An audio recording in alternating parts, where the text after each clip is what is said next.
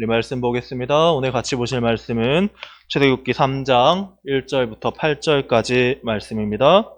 제가 가지고 있는 성경으로 83페이지에 있습니다. 구약 성경 83페이지에 있는 출애굽기 3장 1절부터 8절까지 말씀 보겠습니다. 우리 교독하겠습니다. 제가 먼저 읽습니다. 모세가 그의 장인 미디안 제사장 이드로의 양떼를 치더니 그 떼를 광야 서쪽으로 인도하여 하나님의 산 호렙에 이르매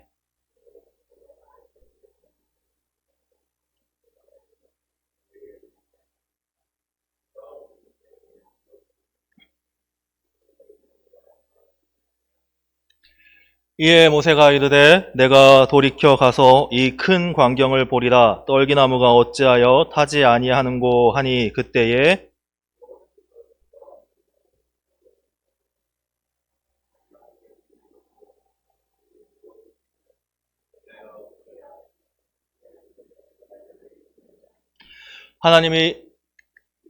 하나님이 이르시되 이리로 가까이 오지 말라 내가 선 곳은 거룩한 땅이니 내 발에서 신을 벗으라.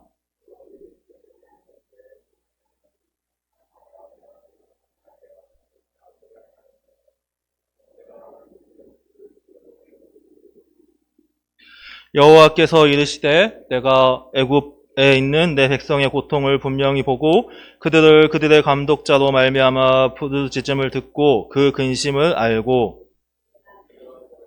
그들을 애굽인의 손에서 건져내고 그들을 그 땅에서 인도하여 아름답고 광대한 땅, 젖과 꿀이 흐르는 땅, 곧 가나안 족속, 헷 족속, 아모리 족속, 브리스 족속, 히위 족속, 여부스 족속의 지방에 데려가려 하노라.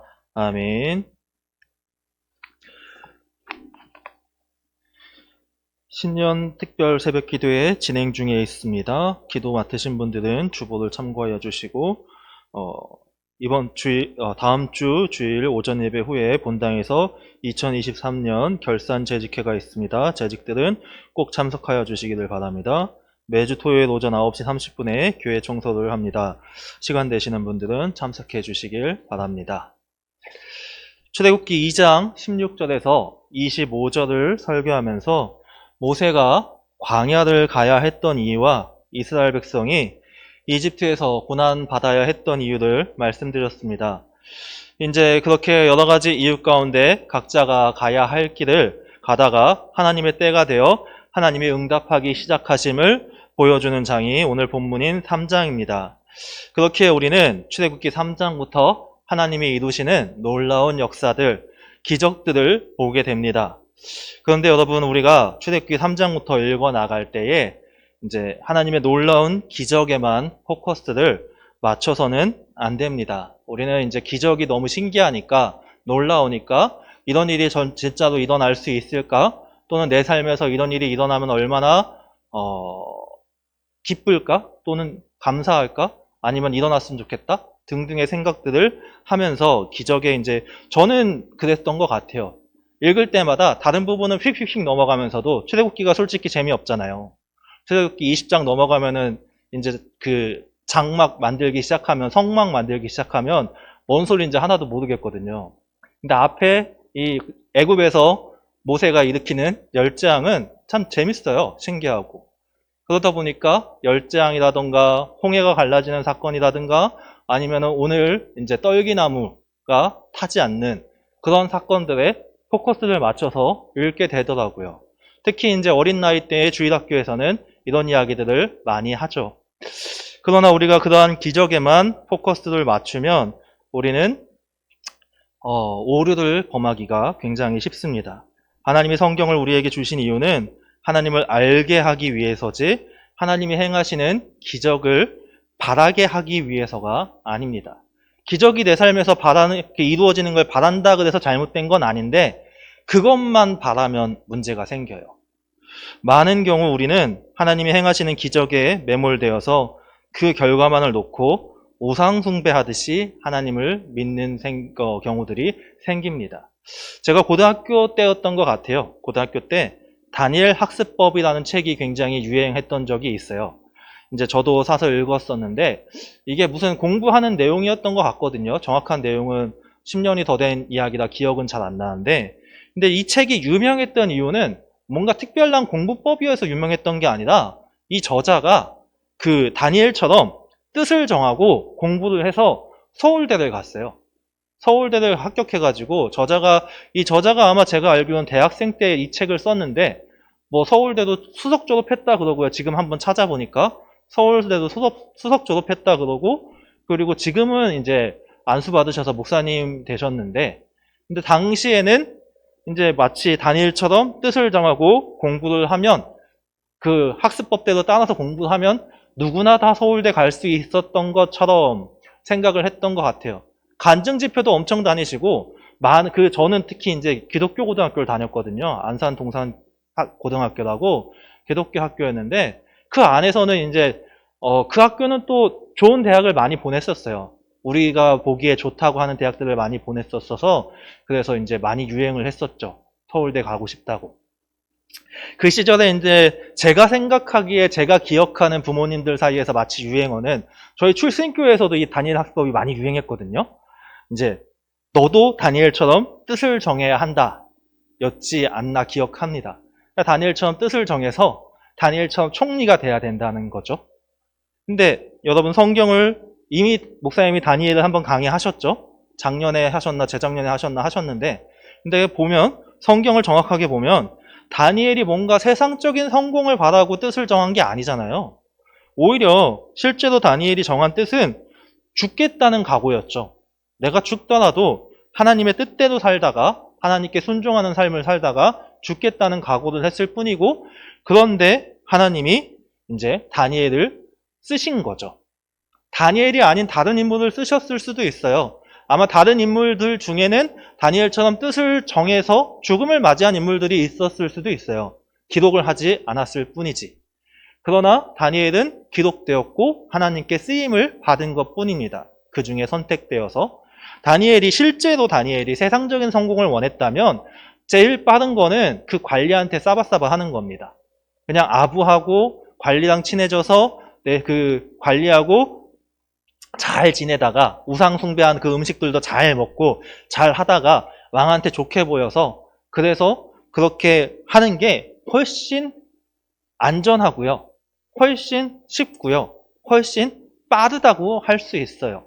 실제로 우리가 세상적인 성공을 원한다면요, 우리는 성경을 믿음으로 우상 숭배하는 게 아니라 그냥 세상에서 공부 열심히 하는 게 낫습니다. 수천만 원짜리 과외 받는 게 훨씬 나아요. 여유만 되면 그렇게 공부시키는 게 훨씬 좋습니다. 일요일날 학원 보내는 게 맞습니다. 세상적인 성공을 원하면. 여러분, 이제 예전에 한 20년 전에 15년 전에 간혹 가다가 하나님이 쓰셨던 사람들이 간증을 이렇게 한 때가 있어요. 내가 공부를 하나도 못했는데 하나님이 꿈에서 시험 문제를 다 보여주시더라. 그래서 답까지 다 알아가지고 그걸 맞췄더라. 근데 그거는 하나님이 그분을 쓰시고자 해서 그렇게 하신 것 뿐이에요. 그분한테 행하신 기적인 거죠. 근데 저는 죽었다 깨어나도 그런 꿈을 꾼 적이 없어요. 저는 벼락치기를 하면 했어도 공부를 백날 열심히 안 했기 때문에 잘 나올 리가 없어요. 저는 그 사실을 알고 있었고 성적이 잘 나온 적이 없습니다. 당연한 거예요. 그게 원래 당연한 건데, 마치 그런 거를 하나님께 바라면, 그 뜻을 정하면 나도 그렇게 될 수 있는 것처럼 사람들은 생각을 한다는 거죠. 하나님을 바라보는 게 아니라 그 기적을 바라보다가 그런 욕심으로 성경을 해석하고 그 욕심을 이루기 위해 우상을 숭배하듯이 성경을 바라봅니다. 그리고 성경을 믿습니다.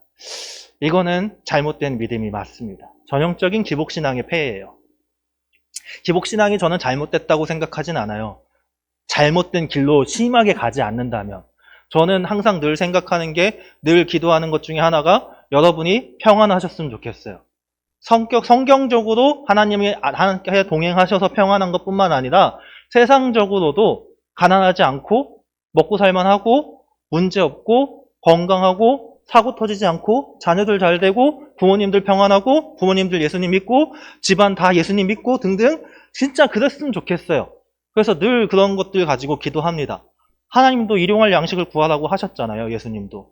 그게 잘못된 건 아니에요. 성경적으로도 어느 정도까지는 선을 넘으니까 문제인 거예요. 선을 넘어서 필요 이상으로 내 욕심을 가지고 내가 생각하는 내 우상을 가지고 하나님을 우상 숭배하듯이 섬기니까 잘못된 신앙을 가지게 됩니다. 그래서 우리가 그런 생각을 가지고 성경을 바라보면 하나님을 알 수가 없습니다. 우리는 성경을 볼 때 그래서 기적이 아니라 그 기적을 행하시는 하나님을 봐야 합니다. 무슨 말이냐면 성경에서 기적적인 사건들이 일어나잖아요. 그게 저는 현대사회에서도 일어날 수 있다고 믿는 사람이거든요. 그런데 왜 일어나느냐가 중요한 거예요. 왜 하나님이 그런 기적을 행하셨는가? 어떤 이유를 가지고 그 상황에서, 그 환경에서 기적을 행하셨는가? 그걸 알아서 우리가 그 역사를 행하시는 하나님을 볼 수 있어야 합니다.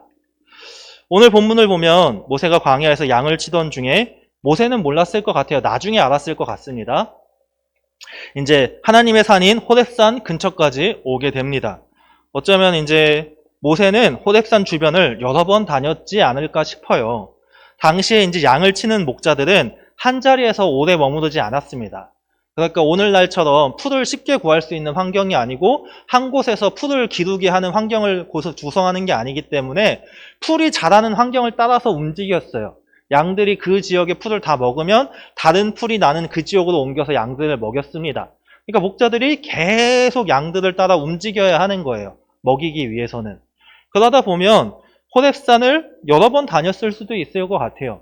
그러나 아직은 하나님의 때가 아니었기 때문에 그 어떠한 일도 벌어지지 않았죠. 그러나 하나님의 때가 되니까 모세를 하나님께서 호렙산에서 부르십니다. 그러나 하나님은 모세를 우리가 보기에는 특별한 방법으로 부르십니다. 불에 타지 않는 떨기나무를 준비하셔서 모세가 보게 하십니다.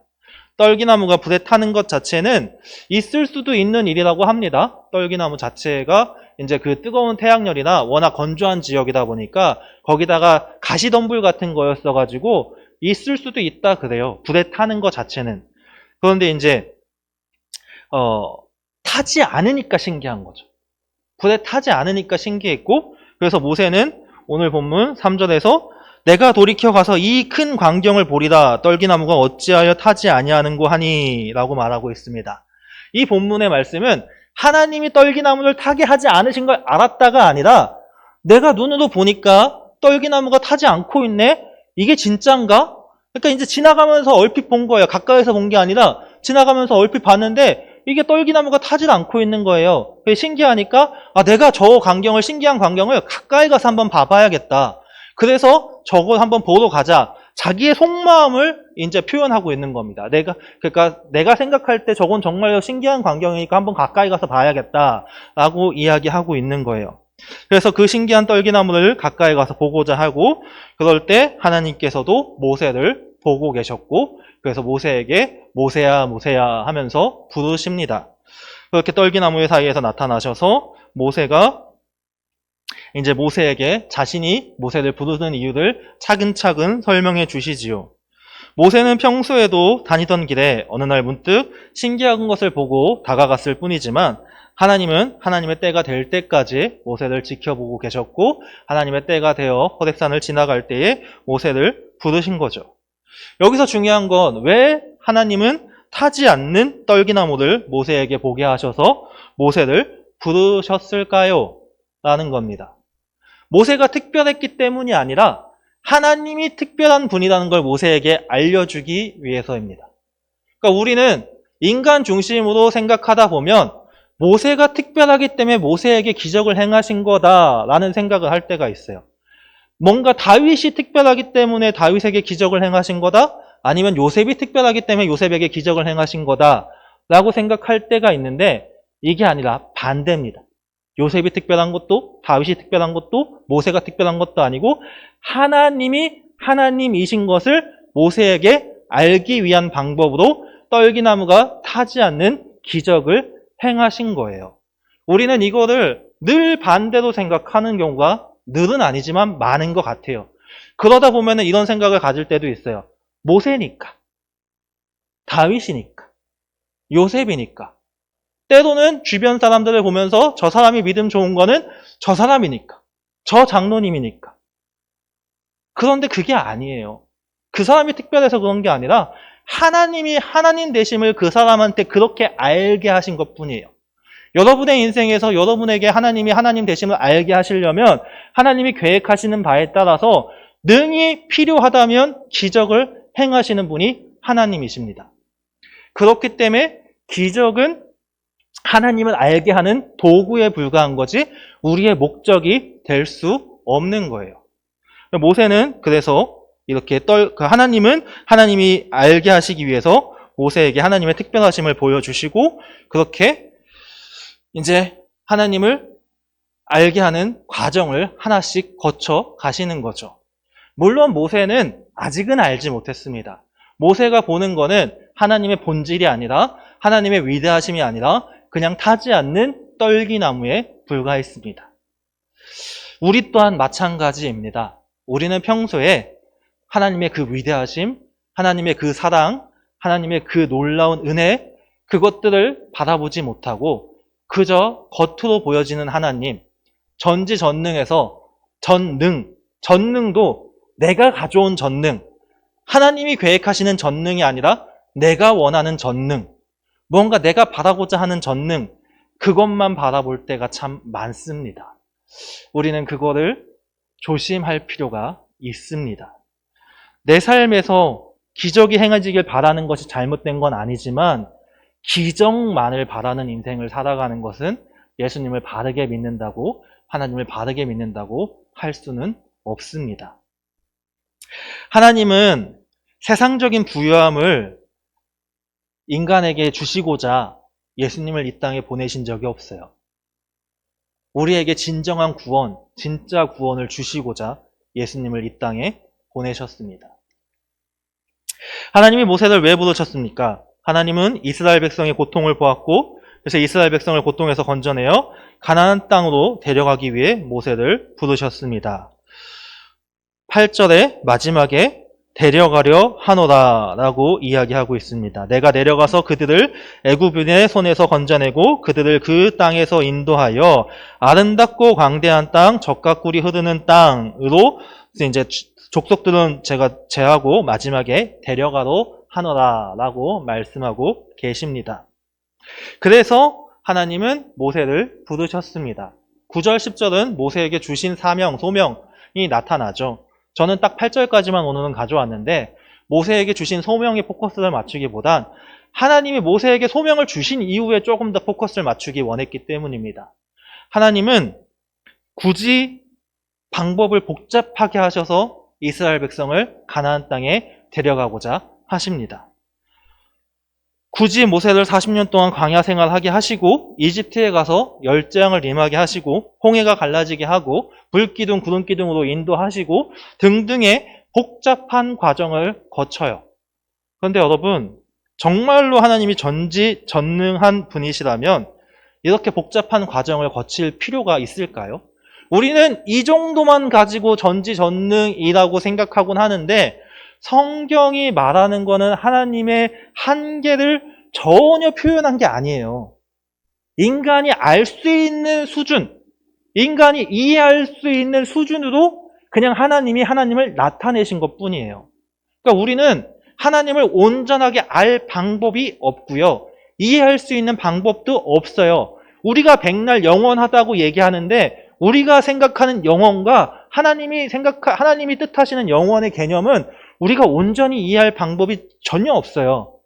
우리가 그냥 최대한 표현하는 것뿐이에요. 그러니까 우리가 생각하는 전지와 전능은 하나님이 보시기엔 아무것도 아닐 수도 있어요. 하나님이 말씀으로 세상을 창조했다고 성경은 분명히 증거하고 있잖아요. 그러니까 하나님은 하시고자만 하시면 모든 걸 다 하실 수 있는데 그럼에도 불구하고 굳이 모세를 애굽에 보내시고 바로에게 말하게 하시고 열재앙을 내리시고 거기다가 유월절을 거치시고 거기다가 홍해까지 가로막으시고 홍해를 가르시고 마다 그걸 통하게 하시고 광야를 걷게 하시고 등등의 수많은 과정을 거치면서 수많은 기적들을 행하신단 말이죠. 왜 그럴까요, 도대체? 왜 그래야만 했을까요? 하나님이 하나님 되심을 모세에게도 알고자 하셨고 이스라엘 백성에게도 알고자 하셨습니다. 이는 지금을 살아가는 우리에게도 마찬가지입니다. 하나님이 하나님됨을 우리가 알길 바라십니다.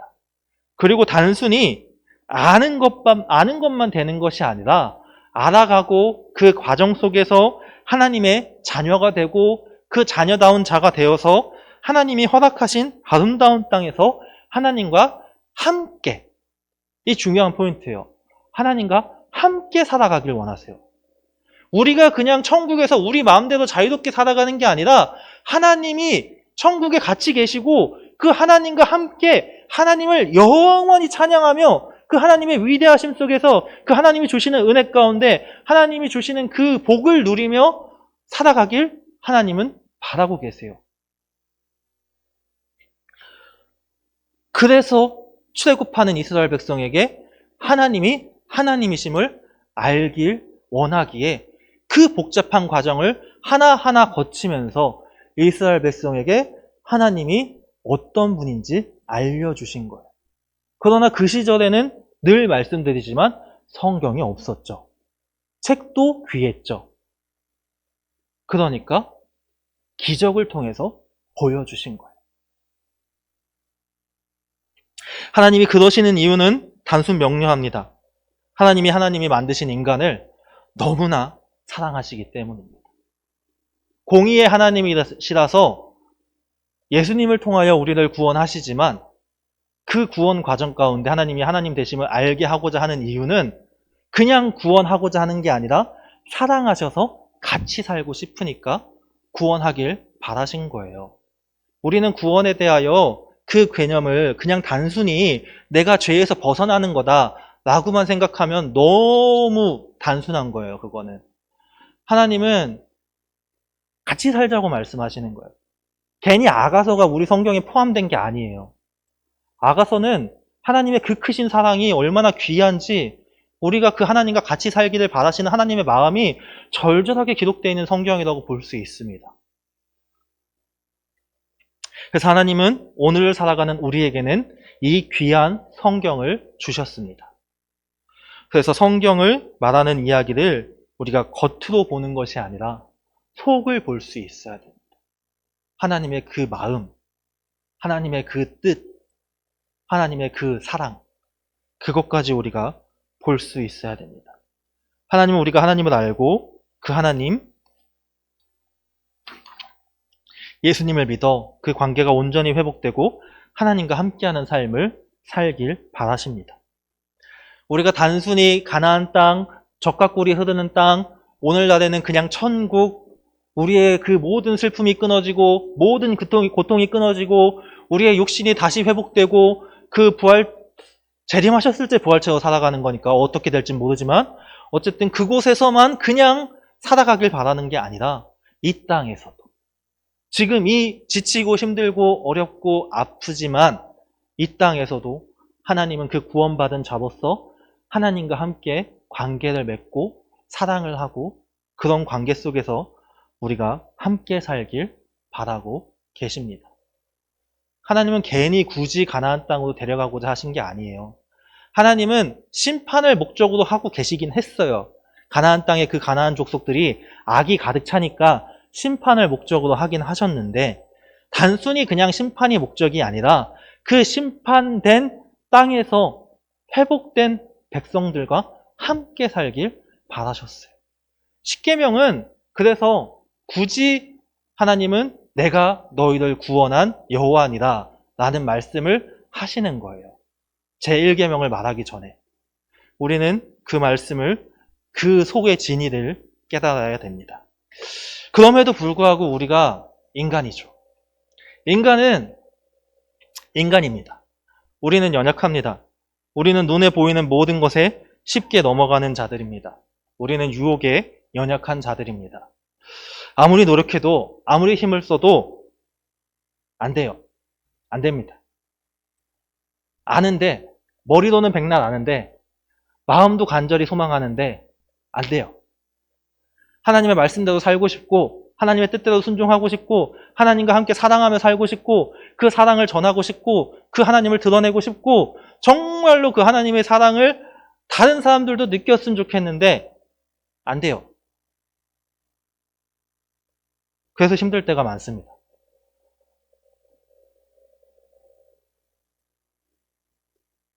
그런데 그 안 되는 걸 하나님이 모르지 않으세요.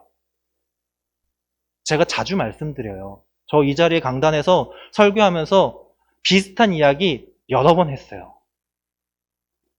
그런데 성경에서 저는 그런 말씀들이 계속 보여요. 그래서 여러분에게 들려드리고 싶어요. 하나님이 저한테 그렇게 말씀하시니까 저한테 말씀하시는 하나님의 말씀을 여러분에게도 들려드리고 싶어서 오늘 본문도 여러 가지 해석들이 있는데 그 가운데 이걸 가져온 건데, 그래서 우리가 뭘 해야 될까요? 들어야 됩니다. 모세는 하나님이 부르셨을 때 하나님의 말씀에 딴소리 안 하고 내가 여기 있나이다 말하면서 하나님의 말씀을 들었습니다. 가만히 듣습니다. 어떤 소리, 다른 소리 하지 아니하고 끝까지 듣고 그 들은 다음에 하나님의 말씀에 반응합니다. 이제 소명을 말씀하시고 그 소명을 말씀하신 이후에 모세는 내가 어떻게 합니까 하나님, 그렇게 얘기하죠. 그러나 일단 들어요. 하나님의 말씀을. 하나님의 말씀을 듣지도 않고 자기 마음대로 움직이지도 않고 자기 마음대로 생각하지도 않고 자기 뜻대로 반응하지도 않습니다. 뭔가 딴 걸 질문하지도 않아요. 그리고 그저 하나님이 부르셨을 때 내가 여기 있나이다 말하고 일단 먼저 듣고 있습니다. 우리가 하나님의 말씀을 듣는 자, 하나님의 말씀을 보는 자, 하나님의 뜻을 듣는 자가 되어야 됩니다. 그리고 하나님과 그 과정을, 설복의 과정을 거쳐야 돼요. 내가 못한다는 거, 내가 안 된다는 거 압니다. 하나님 모르시는 거 아닙니다. 근데 하나님은 이렇게 말씀하십니다. 너의 힘으로 할 수 없어서 내가 너와 함께 간다고. 모세는 자기 힘으로는 할 수 없다고 얘기해요. 나는 말도 못하고요. 나는 나이도 많고요. 나는 능력도 없고요. 근데 내가 너와 함께 한다고 하나님은 말씀하시고 그 모세를 설복시키시죠. 그래서 모세에게 하나님이 나타내시는 그 능력을 보여주시고 하나님을 믿게 만드십니다. 여러분, 성경은 다 그런 비슷한 이야기로 가득 차 있습니다. 하나님께 쓰임받는 인물들 치고 하나님의 음성에 귀를 기울이지 않는 인물들이 없어요. 언제나 하나님의 음성에 귀를 기울입니다. 그리고 듣습니다. 듣고 대화합니다. 하나님이 정말로 아무 말씀도 안 하시는 정말 지독한 케이스인 욥기 같은 경우도 욥은 하나님과 대화하고자 하지 자신을 비난하는 새 친구들과 대화하지 않아요. 하나님께 기도하는 거죠. 끝까지 하나님을 붙잡는 거죠. 하나님을 바라보는 거죠. 하나님께 듣길 원하는 거죠. 그러니까 우리의 포커스는 하나님께 맞춰져야 하고 하나님을 바라봐야 하고 하나님의 음성을 들어야 돼요. 그런데 이 시절처럼 하나님의 음성을 듣는다는 건 쉽지 않은 일이죠. 물론 하나님이 들려주시는 분도 저는 있다고 믿어요. 하나님이 원하시면, 하나님이 택하시면, 하나님이 계획하시면 그 계획 중에 특별하게 쓰시고자 하는 인물들에게는 들려주셨을 거예요. 지금 이 시절에도, 이 시대에도. 당장 선교사님들만 보더라도 우리 간증 많이 듣잖아요. 그 선교지에서, 그 아프리카 오지에서 죽어갔던 사람들이 살아나고 안징뱅이가 일어나고 필리핀이나 그런 곳에서도 수많은 기적들이 벌어지면서 하나님이 하나님 되심을 오늘날에도 분명히 증거하고 있단 말이죠. 우리의 삶에서도 충분히 일어날 수 있는 일이기는 해요. 그러나 말씀드리지만 우리는 그러한 기적이 아니라도 하나님을 알 수 있는 방법이 있어요. 성경, 교회, 예배, 기도. 그러니까 우리는 어떤 방법이든 간에 하나님이 정해주신 그 방법들을 통하여 하나님의 음성을 듣고자 하는 마음을 가져야 하는 거예요. 그 자세를 갖추고 하나님께 내가 여기 있사오니 내가 듣겠나이다 할 적에 그때부터 하나님은 나에게 들려주시고 깨닫게 하시고 인도하시고 그러면서 씨름하는 거예요. 나 못하겠는데요, 하나님? 나 정말 안 되겠는데요, 하나님? 내가 이걸 어떻게 하죠? 그럴 때마다 하나님이 때로는 훈계도 하시고 때로는 위로도 하시고 때로는 강제로 끌고도 가시고 그렇게 하나님과 동행하는 겁니다. 모세는 그 과정의 시작을 오늘 거치고 있습니다. 그의 시작은 듣는 걸로 시작하였습니다. 물론 하나님과 많이 부딪힙니다, 모세는. 하나님께 하소연도 많이 합니다. 어려움도 많이 겪습니다. 그러나 하나님이 그 과정 속에서 하나님이 하나님됨을 하나, 둘, 셋, 넷 이렇게 드러내기 시작하면서 모세가 점점 담대해집니다. 그러면서 하나님과 동행하는 우리 눈에 보기에 위대하고 놀라운 리더가 되어 출애굽 백성을 이끄는 그 지도자가 됩니다. 그래서 로마서 10장 17절은 이런 말씀을 하고 있는지도 모르겠습니다. 그러므로 믿음은 들음에서 나며 들음은 그리스도의 말씀으로 말미암았느니라 라고 말하고 있지 않습니까? 여러분에게 하나님은 어떤 분이십니까? 내가 생각하는 하나님을 만들어서 믿고 있진 않으십니까? 오늘날에 정말로 많은 사람들이 그렇게 믿고 있습니다. 우리의 자아가 너무 강해져 버렸어요. 개인주의 사회 속에서 우리 아이들만 하더라도 요새는 모든 걸 다 물어보잖아요. 아이들한테 선택권을 주잖아요. 때로는 선택권을 주면 안 되는 것까지 선택권을 줘서 문제가 생기잖아요. 오늘날의 우리들도 마찬가지예요. 내가 하고 싶은 건 해야 되고 하기 싫은 건 하면 안 되고 등등. 내 자아가 너무 강해져 버려서 자꾸 하나님을 내가 생각하는 대로 조용해요. 빚어요. 그리고 그 빚은 우상을 섬겨요. 그러면서 나는 하나님을 믿는데요. 아니요. 그건 하나님을 믿는 게 아닙니다. 그건 우상을 숭배하는 겁니다. 우리는 성경이 말하는 하나님을 믿어야 됩니다. 하나님이 하나님을 됨을 드러내는 유일한 이 성경이 말하는 하나님을 믿어야 됩니다. 그러기 위해서 제대로 된 목사님들은 오늘도 최선을 다하여 힘을 다하여 성경을 연구하고 성경을 공부하고 성경을 전하고자 합니다. 목사님들이 위대하고 대단하다는 게 아니라 우리 성도님들도 그런 마음을 가지고 그러한 자세로 하나님을 구하시고 하나님을 바라보시고 하나님을 믿으시길 소망한다는 겁니다. 이 자리에서 그냥 듣기만 하시는 분들이 생각보다 많거든요. 나랑은 관련이 없다고 생각하시는 분들이 많아요. 근데 여기 계신 우리 성도님들 한 분 한 분 한 분하고 다 하나님은 관계를 맺기를 원하세요. 하나님이 주신 구원은 그 관계의 시작이에요. 하나님은 여러분의 삶에서 함께하길 원하시고 여러분과 대화하길 원하시고 여러분과 소통하길 원하시고 여러분과 관계 맺는 가운데 그 복을 누리길 바라시고 그 사랑을 누리길 바라세요. 근데 너무 많은 분들이 나랑은 상관없는 얘기야. 나 구원 받았는데 뭐. 그냥 앉아있으면 되지 뭐. 순종하면 복은 주시겠지? 이 땅에서 좀 평안하게 살면 다 되는 거 아니야? 내 자녀들 다 잘 됐으면 됐지 뭐. 내 뭘 더 해야겠어? 하나님이 순종을 원하시는 거는 그 관계를 맺어가는 과정이시고요. 하나님이 순종을 원하시는 거는 그 관계를 맺어가는 과정 가운데 하나님의 자녀다운 자로 우리를 바꿔가시는 과정이에요. 그 속에서 우리가 하나님께 순종하면 순종할수록 우리는 세상 속에서 그리스도인이구나 하는 걸 인정받게 되고요. 그런 나의 모습을 통해서 하나님께 자연스럽게 영광을 돌리게 되는 거예요. 그리고 정말로 그 구원에 감격한 사람이라면 하나님을 알아가고자 하는 열정이 마음에 없으면 이상한 겁니다. 내가 정말 그 놀라운 구원의 사랑을 받았는데 그 구원의 사랑을 받았고 그 성령님이 함께 하시는데 그 말씀을 알고자 하는 마음이 생기지 않는다면 아무리 생각해도 이상한 것 같아요.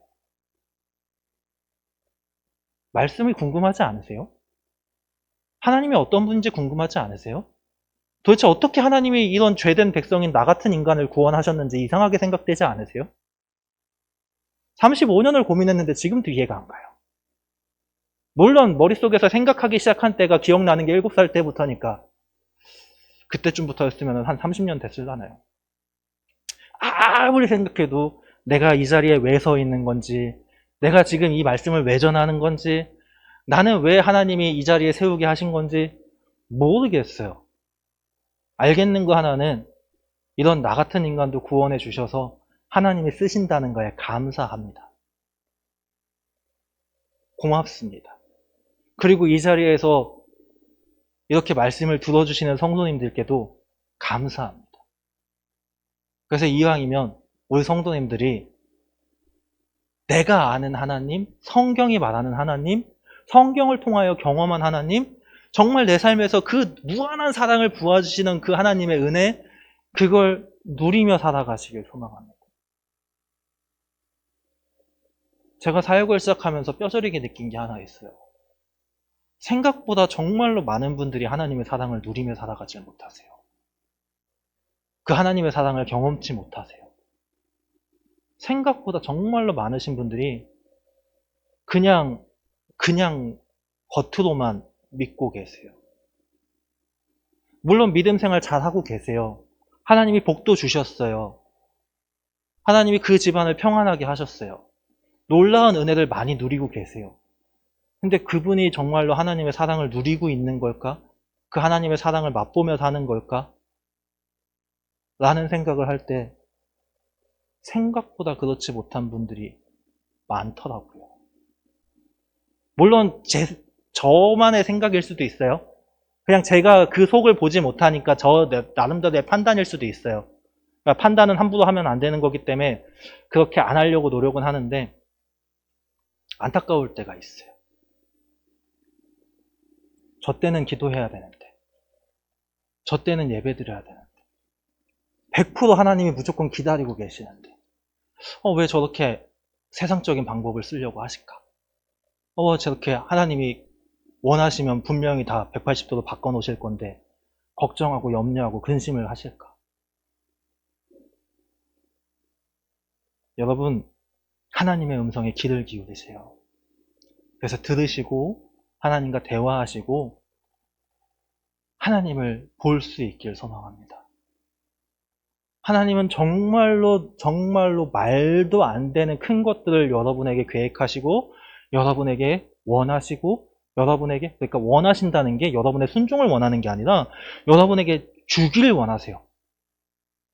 주길 원하세요. 주길. 한 발짝만 움직여도 부어주고자 하시는 그 은혜가 얼마나 큰지 감히 상상치 못하는 은혜를 계획하고 계시는데 우리는 그 한 발짝을 넘어가지 못해요. 내 생각 때문에, 내 걱정 때문에, 내 욕심 때문에. 하나님의 음성에 귀를 기울이셔서 그 한 발짝 걸어가셔서 그 하나님과의 관계 속에서 그 은혜를 정말로 온전히 누리시는 우리 동산교회 성도님들이 되길 간절히 소망합니다. 기도하겠습니다. 하나님 아버지 감사합니다. 하나님의 그 큰 계획 가운데 모세를 부르셨습니다. 모세는 조용히 하나님의 음성에 귀를 기울였습니다. 스스로 생각해도 할 수 없다고 생각되는 그 길을 하나님이 이끄실 때 걸어갔습니다. 그래서 하나님이 주시고자 하시는 복을 누리게 되는 모세가 되었습니다. 우리가 기적을 바라보는 것이 아니라 그 하나님을 바라보는 자 되게 하여 주시옵소서. 내 삶 속에서의 무언가를 이루고자 하는 욕심을 가지는 것이 아니라 그저 하나님의 음성에 온전히 귀를 기울여서 하나님의 말씀대로 관계 맺고 살아가는 자 되게 하여 주시옵소서. 그렇게 영원한 천국뿐만 아니라 이 땅에서도 하나님의 백성답게 사는 그 은혜를 누리는 그 사랑의 하나님의 품에 안겨 살아가는 자들 될 수 있도록 우리를 인도하여 주시옵소서. 감사드리며 예수님의 이름으로 기도합니다. 아멘.